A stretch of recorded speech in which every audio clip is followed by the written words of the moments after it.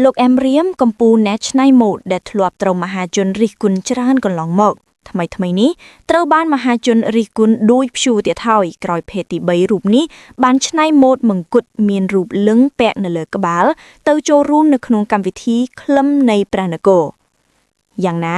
ស្របពេលដែលលោកអែមរៀមបានស្លៀកឈុតបែបនេះចូលរួមក៏ស្រាប់តែត្រូវបានមហាជននាំគ្នារិះគន់សារជាថ្មីម្ដងទៀតដោយអ្នកខ្លះថាមិនដឹងជាម៉ូដឈួតឡប់វាស្អីទេខណៈអ្នកខ្លះទៀតក៏ស្រែកសួររកក្រសួងពាក់ព័ន្ធឲ្យចាត់ការទៅលើទង្វើលោកអែមរៀមហេតុអ្វីបានជាបណ្ដោយឲ្យបុគ្គលម្នាក់នឹងបន្តធ្វើឲ្យខូចវប្បធម៌និងប្រពៃណីជាតិខ្មែរដល់ពេលណាទៀត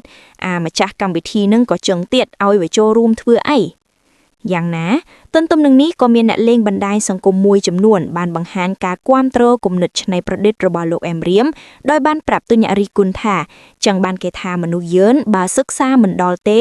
គួររៀនបោកចិត្តសួរគេអ្នកធ្វើសិនថាហេតុអ្វីគេធ្វើវាមកការធ្វើអីមួយគេមានមូលហេតុនិងហេតុផល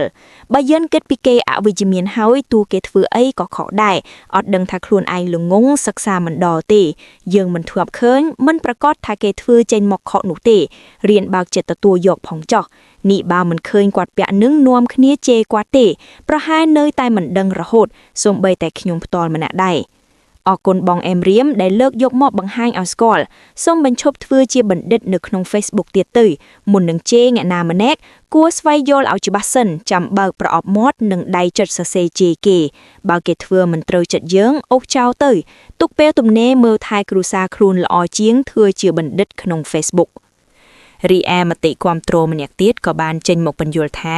អរគុណបងដែលច្នៃមកុដម៉ូដនេះយកមកបង្ហាញសឹងតែគ្មានអ្នកស្គាល់អ្នកមិនដឹងជេរគាត់ដោយភ្ជុត្រីបុរាណគឺជាយ៉ាកដែលគោរពទៅលើព្រះឥសូរនិងយកលឹងឥសូរមកដាក់លើក្បាលដើម្បីជាការគោរពនិងបូជាទៅព្រះឥសូរ